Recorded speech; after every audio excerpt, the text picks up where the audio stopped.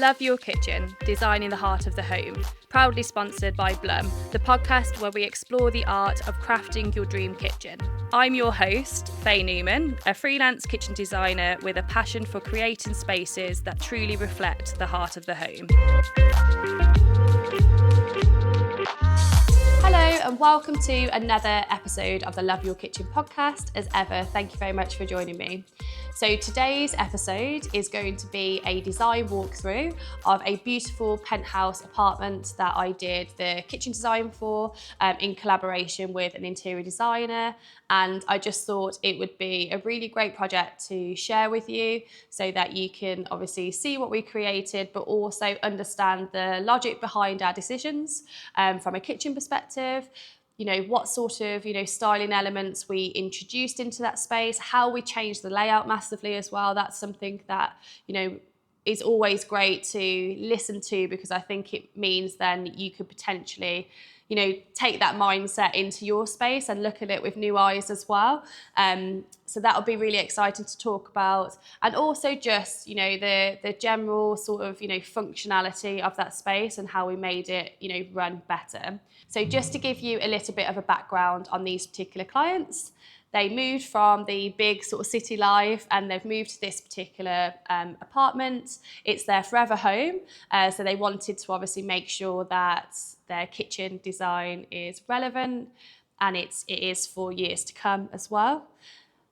It was really important to get the functionality of this space, nailed, because as I've mentioned, it's their forever home. They're looking to be there for many years to come. And at the way that it sort of was formatted initially, it looked very clinical initially, like when we first, went into the space. But it also as well, from a layout perspective, could be optimized better. So when we went to site, we sort of had a conversation and we were thinking about knocking out a particular wall, like through from the kitchen into the dining room space. So if you're watching, that's across here. So these particular clients were fortunate enough to have sort of like a built-in utility section, which was already in a cupboard. So it was out of the way and still sort of part of the kitchen. So again, it's suited to sort of keep that sort of next to each other. But we just felt that, especially from a light perspective, like a natural light perspective, making it sort of a big open plan room will be more inviting for anybody if they're hosting this at the table. Whoever's cooking or washing up feels still part of that conversation. But also it just meant that we could maximise this space a little bit more here. And then, not be governed from where that wall was. Obviously, because they're in an apartment block, there's lots more regulations and, difficulty it can be to do this. So you need to make sure that you're obviously talking to, whoever sort of owns the building, and also seeing what further sort of council regulation is needed for, in order to do that. But that's what we were sort of focusing on from a design perspective, with the best case scenario of that that will work. And how we went about the design then. So originally, this at the back wall, as you sort of the first part of the kitchen that you sort of see, we've now added tall cabinets going across that whole wall. And it was mainly to gain the amount of sort of, oven tower storage that they wanted, because there wasn't really anywhere, because they didn't want to encroach too far into the space, which is, rightly so. If you've got your dining room space, you want to make sure everything's sort of in line and you're not encroaching the kitchen too far into the dining room. We had a big window to think about on the one wall. And then that was obviously where the sink was, in front of that. And then on the back wall, there was worktop across there. And then I believe we had the tall cabinets, or we had the tall sort of fridge freezer and stuff where the hob section is at the moment, from memory.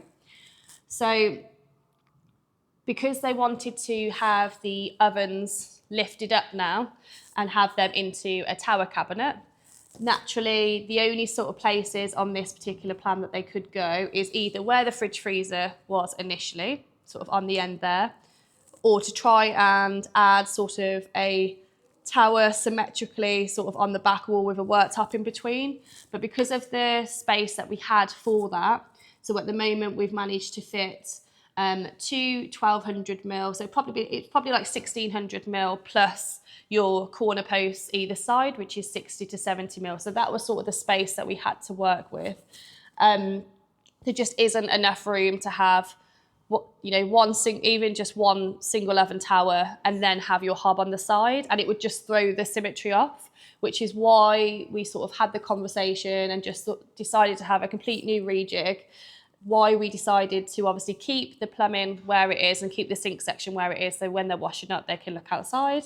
Have the hob section opposite that, so again from a usability factor, you've got your cooking section and preparation section on this side, and then by your sink you've obviously got your wash up station, and if you're popping sort of shopping away and things like that, that would be your station for that as well.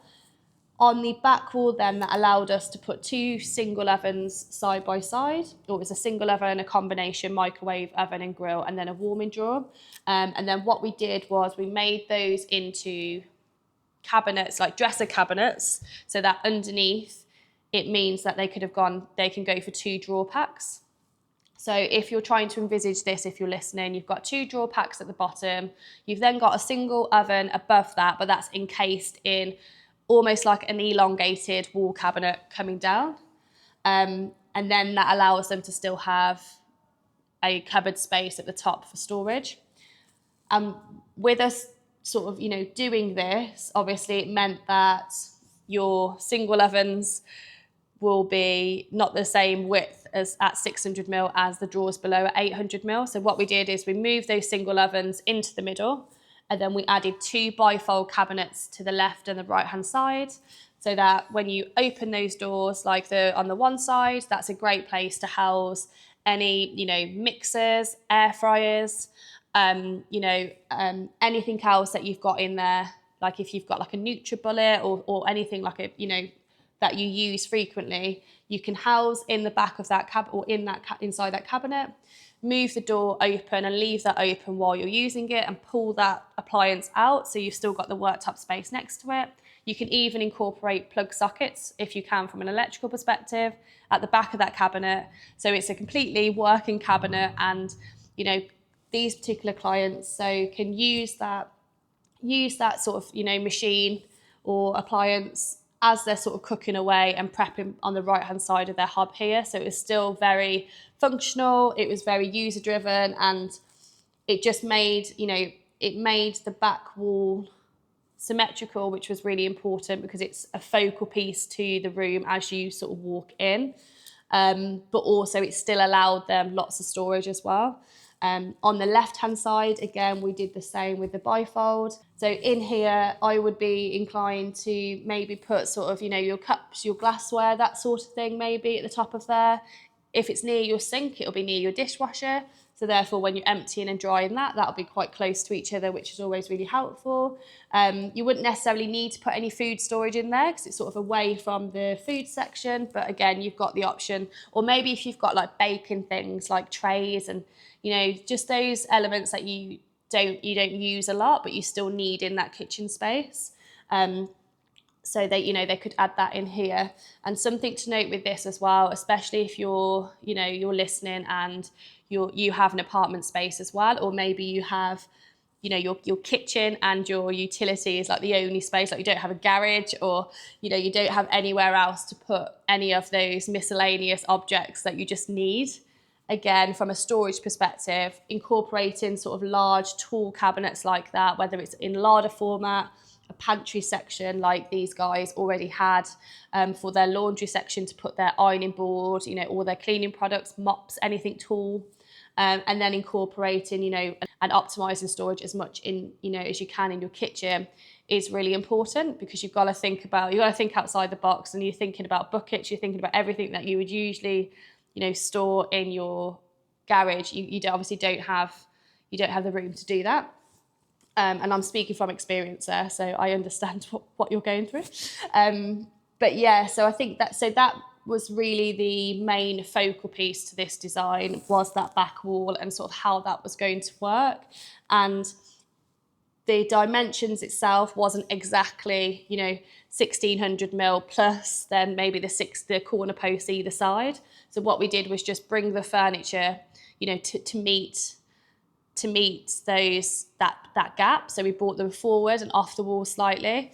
It's always nice to do that if you can on your sink section, just to make sure you've got enough room for your sink, and then your tap fixing behind that if it is behind. And then it also, if you're going for an upstand as well, or a tile, you've got to think about the thickness of that. If it's a tile, they're usually about 10 mil. But if you're doing any sort of, splashback out of quartz, it's 20 mil usually. So you've obviously got to think about the 20 mil thickness, the leverage of the handle going back and forward. If you position it that way, sometimes you can centralize it to the front, so you don't have to think about that sort of handle going back. But again, from a usability perspective, be mindful of that. And that's usually relevant if you've got, a window that's stepped up slightly from where your sink is. If your sink is sort of in line or flush with the window, obviously you don't have that, to think about, because you haven't got a wall there restricting it. But again, something just to think about if you're looking at it and thinking, oh, actually, no, that would be relevant, for my particular kitchen. So then on the sink run here, it was important to incorporate an integrated bin. So as I always say, I'm a great advocate for integrated bins. I just think it looks so much nicer to have those inside a cabinet as opposed to just having them freestanding. But as I always say about bins, like if you've got a space that warrants having a freestanding bin in a particular corner or a space, or maybe like if you're used to it, then stick to it. But if you can, where possible, and you've got enough storage everywhere else, having that incorporated into your kitchen design, it's sleek, it's really practical, and it just looks a little bit more clean lined and just not on show. I think it's just nice not to see a bin on show personally. So what we've done and how we formatted this particular side is we've got the bin on the left hand side, which is where you scrape into, and then they can rinse in the sink. And then on the right hand side, they've then got their 600 ml integrated dishwasher. So again, from a usability perspective, it works really well. Something to think about is if you are incorporating bifold, like a bifold dresser, like we are in this particular design sort of near the sink, you've got to make sure that the bifolds, when they're open, don't obviously hit your sink or your tap. So the door that we're using in this particular kitchen is primed and painted. So we wanted to have it colour matched to a Farrow and Ball colour, which I'll come into a little bit later. But something to note is you've got to make sure that when that bifold door is open and you've maybe got, lots of spillage or, some water spillage on the worktop, you don't want that door constantly going over those spillages either. Just from a, practical aspect, it's not going to be great just having that door, sat on top of a spillage on your worktop. And when I say spillage, it's not like a red wine spillage or anything like that. It's purely just if you've got it close to your working sink station where you're washing up and, splashes is going everywhere, you've turned the tap on, and maybe you've just missed that particular section to wipe over. You just want to make sure that it's at least sort of, you've got your 600 ml dishwasher, and then I'd say probably at least another sort of 400 ml to 500 ml away from it, to make sure that the door's over that 500 ml space, as opposed to over where the dishwasher is, where you might have, a draining board or, something of where you're washing up. So just something to note from there. What we've also done in this design is we've incorporated, corners going into from the sink run into the right hand side, and then the opposite side with a left hand hinge going into sort of where that void is there. We've incorporated, corner pullouts here as well. You don't necessarily have to. I just think, especially for a hidden corner, they're just really practical. Le Mans is always the ones that I go down because I think they're easier to get into. You can open them, the top one first and then the bottom one. So again, from a practicality perspective, it just works really well. And then we've got two sets of drawer packs on the back underneath the ovens. We're using the Blood Motion Legra box drawers. So they're soft closing, they've got a lifetime guarantee, and the Legro box means that you've got the high sides going all the way around. So no matter sort of what you're storing in there, whether it's, you know, large pots and pans, it might be Tupperware with like lots of lids and little components. It could be your plates as well. I always say you can get sort of I think they come up to like £10 or something, like a cheap sort of non-slip mat to add into the bottom of these drawers. And it just means that if you put in sort of, you know, stacking your tableware, so like your bowls, etc., like your plates, you can add those into a drawer, which is very different to how you would usually do it if you haven't designed a kitchen for a few years. You'd normally have them in a base cabinet where you're having to lift off, you know, each pile and then stack them and then just try and Tetris them back into the space however you do usually.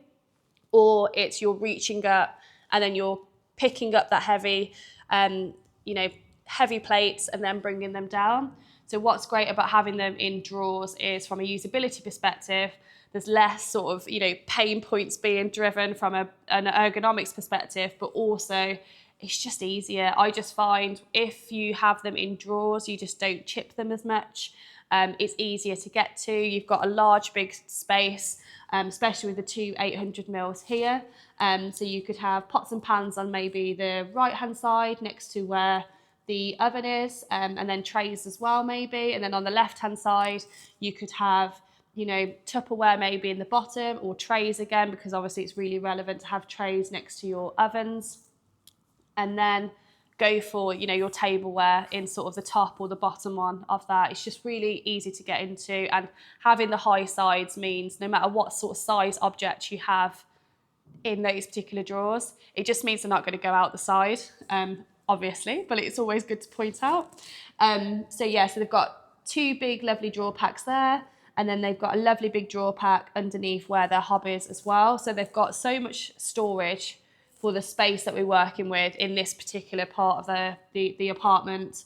Having those three drawer packs will just be amazing from a storage perspective. And then it just allows to have, when we had the drawer pack sort of underneath the hob here, that just allowed enough room to then have the corner cabinet into the left-hand, you know, corner that I mentioned. And then they've got another drawer pack the right-hand side there, just to give that linear look. We were debating whether to void off the corner, or to make the doors, you know, the same as the drawers, you know, leading into that corner. But we decided that, you know, they liked sort of the corner pullouts that we were working to, which is why we've kept it like that. And then behind the hob, what they've decided to do is have the worktop sort of continuing up. Again, when you're looking at a design like this where the furniture is quite colourful, you've got sort of the natural sort of hardware coming through, which is like they wanted to go for almost like a wooden handle, and they love the look of having the waterfall ends on all of the worktop sort of, you know, where possible. It was just, you know, a no-brainer to be like, okay, let's not add another pattern or another colour behind the hob. Let's just continue that worktop up. So again, it's all just really seamless. It's all continuing, you know, really well. And that's not the main sort of feature. The main feature is when you walk in, you've got those beautiful, colourful larder cabinets, you know, across the whole of that back wall. And having those tall and with a small scribe at the top, so having them, you know, floor to ceiling, just really showcases the height of the space. And again, just, you know, from a focal point perspective, like that is where you're sort of looking. So we didn't want to distract too much and add anything too sort of wild or textured or anything like that sort of behind the hob. So we've kept it quite simple. But then what we have done is incorporated a waterfall end, which is where you continue the worktop almost as like a furniture end panel to the floor.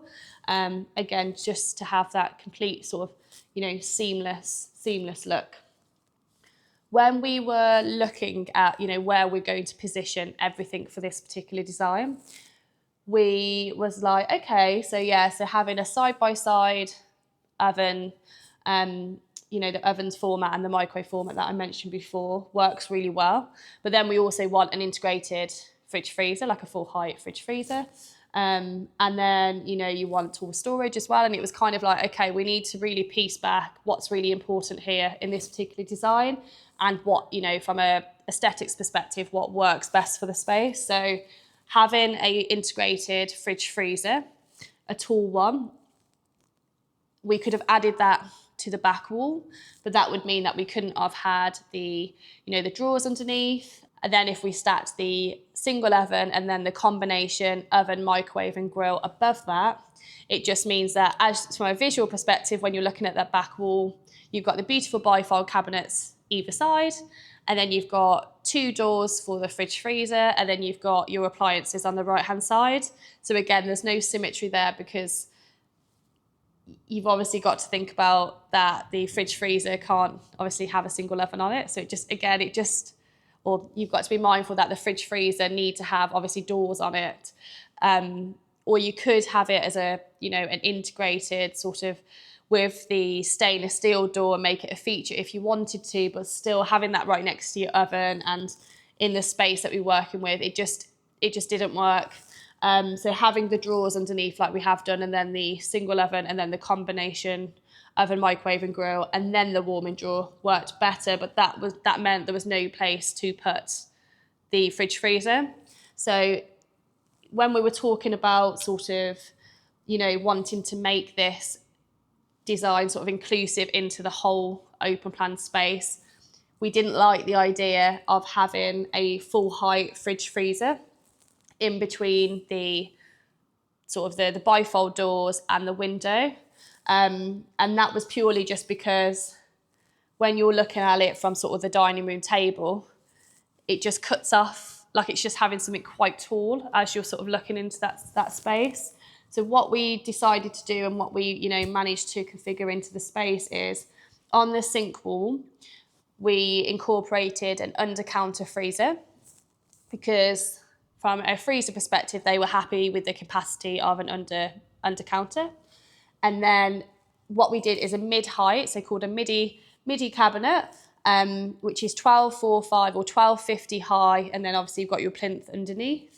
And we had, a fridge relevant to fit within there.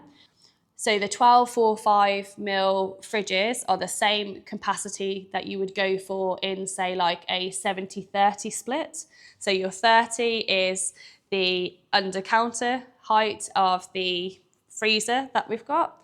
And then the top half where that door is, it's the same height door usually. And then that will just be, moved down to the floor and then made into a mid-height cabinet. So that's how we navigated through that. But again, it took a while for us to really think about it, and then a few designs of adding that tall cabinet in, and then we come up with this particular idea that it just worked, and it just meant that we could add a shelf above. You could have your worktop above the midi height cabinet, or you can add just like a furniture panel. Again, it's a way to incorporate a little bit of personality into the space and your own sort of design into the space as well. And I think that's what gave it that sort of homely feel, because I think sometimes when you're just going for really tall cabinets right up to the ceiling, that's wall to wall, and there's no sort of like architectural beams or any sort of slants or anything like that. It can be difficult to add that sort of homely feel to the design and to incorporate elements like that in different places. But that's why having a floating shelf above there and the ability to add, items on top of that mid-height cabinet just worked really well for this particular design. So that's how we, navigated through that. And also it meant that it's not blocking too much light coming through from where the main sort of the glazing is surrounding the whole sort of dining room and living room area. So that's why we decided to go for that in that particular section. Then, because obviously we're knocking out the wall, it meant that we could have an island as well within this space. Again, it's a fusion of between an island and a peninsula, but it just meant that even though we've got this island, up against the wall that's sort of curving, like continuing round slightly, it's only touching it on sort of one side, and then you've got your main island sort of going into the space. We decided to section off that utility section as opposed to having it sort of not touching the wall and having it more freestanding. So it's a definite island, just because we wanted to optimise storage as much as we can on that space. There wasn't many cupboards in their main section, so this would be sort of what they were considering to add from a storage perspective, would be like their placemats or anything that they need from like their, you know, living room, their living room, their dining room, and also, you know, other elements of the house, because we just needed to make sure that there's enough storage there for them.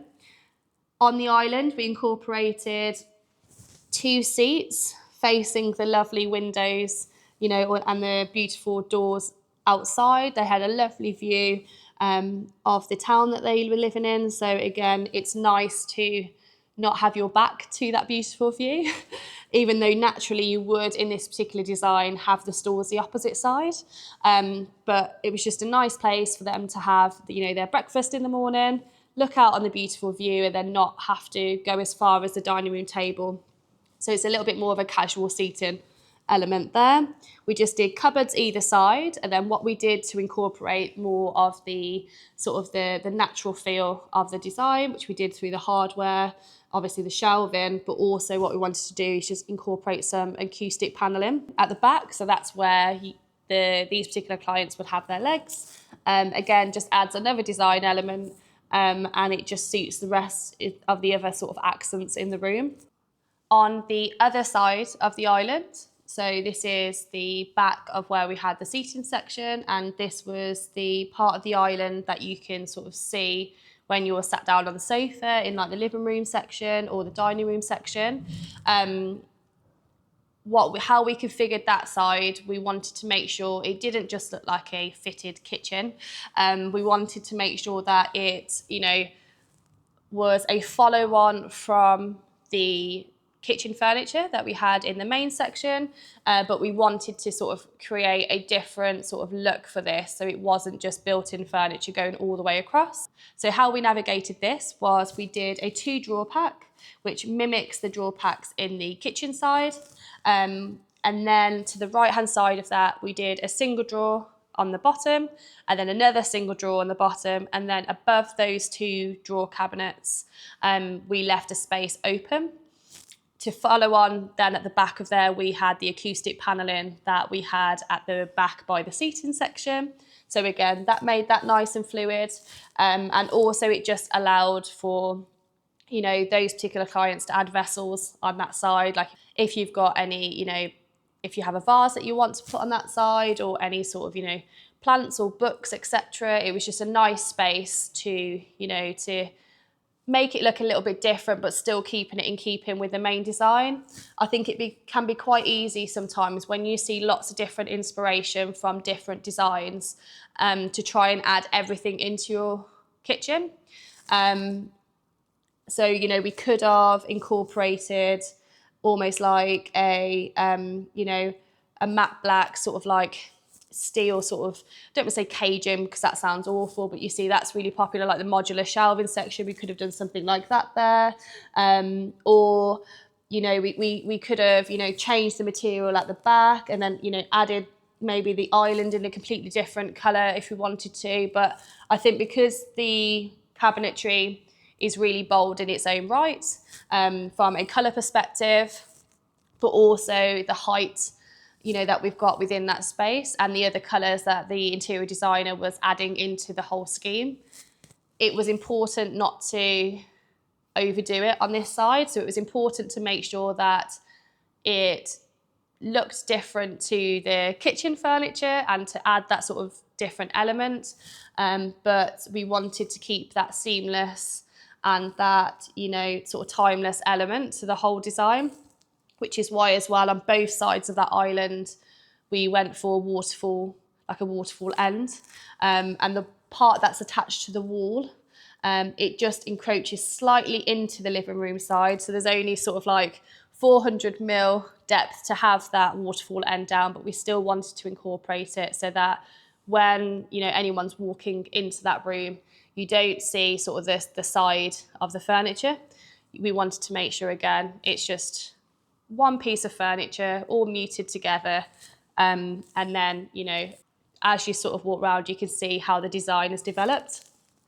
The only exposed ends that we had in this particular design was either side of the fridge. And then we also had, so we had a fridge, and then there's also a space to have any sort of dry goods storage within that space as well.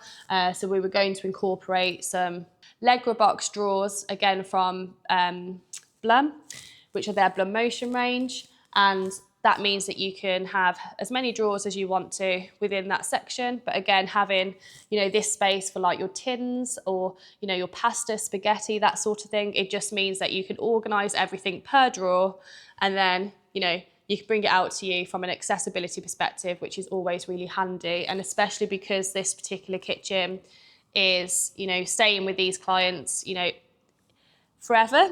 So we're mindful of that and just making sure that every part of this kitchen is as practical as possible as well. So looking at the actual styling element of this kitchen then, as I mentioned, they really loved, the different colours and things like that. And I had a particular sort of scheme to fit within with the interior designer, and the colour scheme that we were sort of looking at initially. It's quite similar to the sort of the Incra Blue or the Denim's Farrow and Ball colours. So what we'll need to do from a furniture supplier for this particular kitchen is either go to a completely bespoke company that can make everything and paint all of their own doors, or it would be to go to an independent kitchen retailer and then work with them and their suppliers to make the bespoke colour options for you. So normally that adds about an additional sort of 20% onto the cost to have from the sort of standard colours that you can have with your particular ranges from, say, like, an independent kitchen company, or some high streets as well also offer sort of a bespoke colour option. But if you add sort of 20% onto that, and then maybe an additional 20% if it's your own colour and it's not just a bespoke colour. So what I mean by that is you have stock door colours from your kitchen supplier. You then have bespoke colour options from that same kitchen supplier, and then you have other colours that you're then introducing into that space as well. So what I mean by this particular project is it would have been another colour to introduce, so therefore it's going to be more than just the 20% in cost. It's going to be a little bit more because it's more of a bespoke element. And they've obviously got to, source the paint, mix the paint, and just make sure that it's the right colour tone that you want to go for. So from a supplier perspective, that's where we, the route that we knew that we needed to go down. From a worktop perspective, they were happy with quartz. So we went for Calicata Oro, which is, again, just a really popular quartz, really nice sort of white base with a large vein running through. So on big spaces of worktop like this island format here, that works really beautifully, and especially on the splashback as well. Then from a hardware perspective, we went for a wooden handle, as I mentioned. So you can go for knobs with these, you can go for bars. These particular ones were still fixed, like, on the fronts of the doors, but they almost had like a sort of linear, they have a linear sort of look to them. So you can still, they're almost like a handleless element where you can put your fingers underneath and sort of open them from that way. However, obviously they're a little bit more of a statement, having them fixed to the door and then having them in such a contrasting colour from the blue to the sort of the oaky, light woods that we're looking at. So that's why we decided to go for that. And then also that pieced in really well with incorporating the wooden shelving above the fridge, and then also the sort of herringbone flooring that we were looking at doing across the whole format. From a tap perspective, they wanted to, again, minimise as much clutter on the worktop space. So we went for the Flex Cooker Tap, and that's in matte black. So the Flex is really great because that's the one that has the flexible hose that comes out from it. So it has the normal hot, cold functions. It has the boiling water. You've obviously got your other add-ons that you can add on, which is your filter if you want to, and your sparkling. In this particular project, we just wanted to do the boiling and then have the hose section coming out as well. And that's in matte black. And even if, you know, the matte black isn't matching your handles exactly, you've got to think you're still having appliances that have, you know, black on them as well. So we've got an induction hob that will be, you know, black, and then the single ovens and then the extractor. So again, that's tying it in really nicely. So the appliances on this particular kitchen design were really important as well.